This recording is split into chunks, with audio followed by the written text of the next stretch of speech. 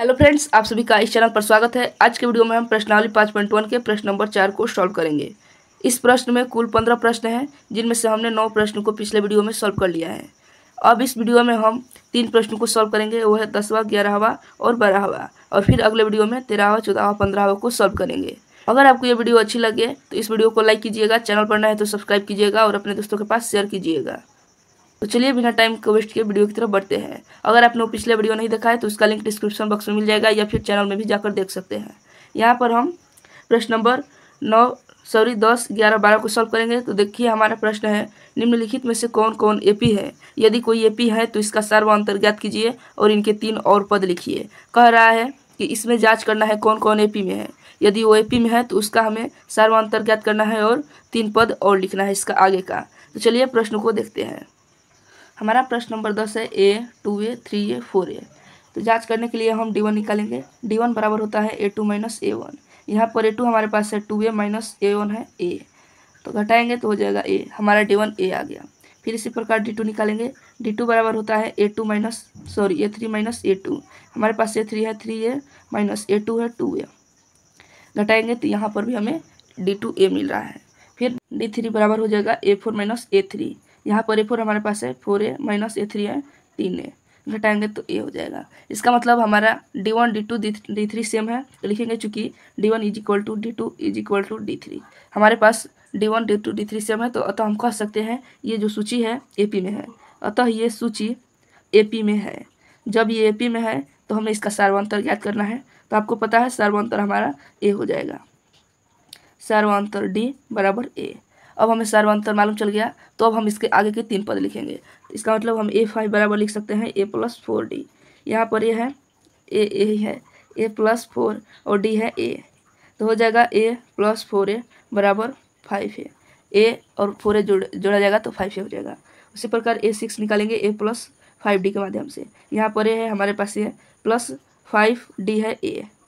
यहाँ पर A ये दूसरा चीज़ है और ये जो A है दूसरा चीज़ है। यहाँ पर A का मतलब है प्रथम पद, यहाँ पर प्रथम पद ही A है, तो उससे कोई दिक्कत नहीं है। यहाँ पर सॉल्व करेंगे तो हो जाएगा 6 से, चाहे A प्लस 5 एक लाइन बढ़ा सकते हैं, अंत में हो जाएगा 6 से। इसी प्रकार A7 बराबर A plus 6D। A plus 6D है A, तो हो जाएगा A प्लस 6A बराबर 7A। अब हमारे पास ये अगला 3 पद मालूम चल गया, तो लिखेंगे अगला 3 पद। अगला 3 पद हो जाएगा 5A 6A 7A। उम्मीद है आपको ये प्रश्न समझ में आ रहा है। अगर आपको ये वीडियो पसंद आ रही है तो इस वीडियो को लाइक कर दीजिएगा और चैनल को सब्सक्राइब कर दीजिएगा। इससे हमें थोड़ा मोटिवेशन मिलेगा और हम इसी प्रकार से वीडियो बनाते रहेंगे। तो प्लीज़ लाइक एंड सब्सक्राइब कर दीजिएगा। तो चलिए अगला प्रश्न देखते हैं। फ्रेंड्स, हमारा अगला प्रश्न है A square A cube A4 A के पावर 4। तो लिखेंगे यहाँ पर D1 बराबर, तो D1 बराबर हो जाएगा A2 माइनस A1। यहाँ पर हमारे पास A2 है A स्क्वायर माइनस A1 है A, घटाएंगे तो हो जाएगा, यहीं घटेगा नहीं तो कॉमन ले लेंगे और हो जाएगा A-1। आप इससे ज़्यादा कुछ नहीं कर सकते, या यहाँ पर भी छोड़ सकते हैं। इसी प्रकार D2 निकालेंगे तो D2 हो जाएगा A3 माइनस A2। तो यहाँ पर A3 है A क्यूब माइनस A2 है A स्क्वायर, यहाँ पर देख सकते हैं। फिर इसमें भी आप कुछ नहीं कर सकते, चाहे तो आप A स्क्वायर कॉमन ले सकते हैं, तो A-1 हो जाएगा यहाँ पर भी। फिर देखेंगे D3 बराबर A4 माइनस A3। तो यहाँ पर A4 है A के पावर 4 माइनस A3 है A क्यूब, घटाएंगे तो यहाँ पर भी छोड़ सकते हैं या फिर A क्यूब कॉमन ले सकते हैं, तो यहाँ पर हो जाएगा A-1। तो आप देख सकते हैं यहाँ पर तीनों अलग अलग है। इसका मतलब यहाँ पर लिख देते हैं, चूँकि D1 not is equal to D2 not is equal to D3। जब यहाँ पर D1 D2 D3 सेम नहीं आ रहा है, इसका मतलब जो ये सूची है AP में नहीं है, अतः ये सूची AP में नहीं है, AP में नहीं है। आप इसके बाद ये लिख सकते हैं। उम्मीद है आपको समझ में आ रहा होगा। चलिए अगला प्रश्न देखते हैं।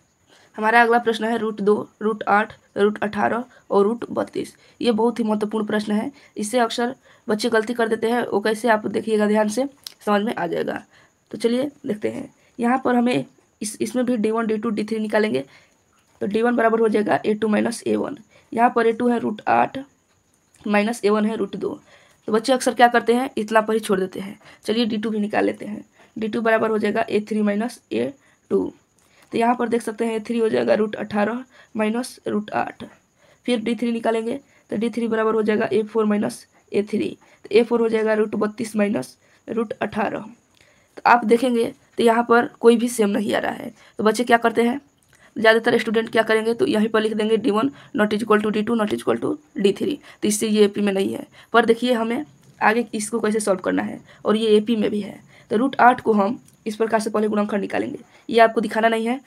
8 को जब गुणनखंड निकालेंगे तो 4 और 2 से फिर 2 बार में।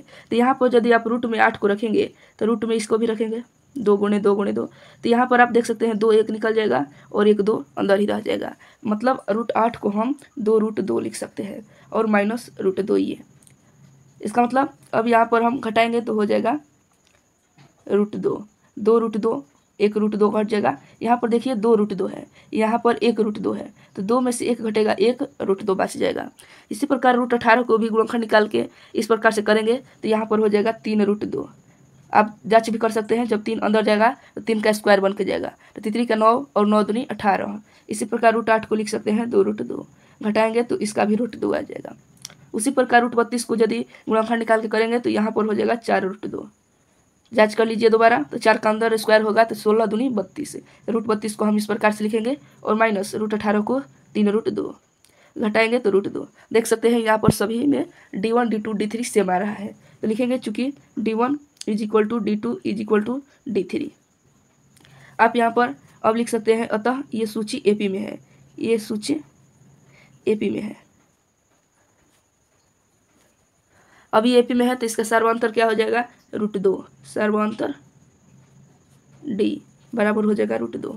जब सर्वांतर निकल गया तो अब हम निकालेंगे इसका आगे का 3 पद। तो उसके लिए हम क्या करेंगे, लिखेंगे A5 बराबर A + 4D। तो यहाँ पर A है √2, देख सकते हैं प्रथम पद √2 है, √2 + 4 और ये D का मान है √2। तो यहाँ पर यदि 4 को अंदर ले लेंगे या इस प्रकार से 4 और 1 क्या हो जाएगा 5, तो 5 √2।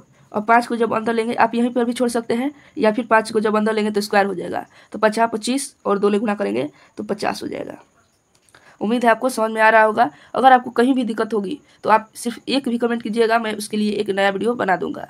तो चलिए देखते हैं A6 निकालेंगे। तो A6 निकालने के लिए A + 5D फॉर्मूला लगाएंगे। यहाँ पर ये है √2 + 5 और D है √2, यहाँ पर जोड़ेंगे तो हो जाएगा 6 √2।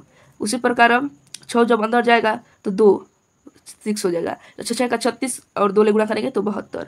सॉरी यहाँ पर छूट गया था।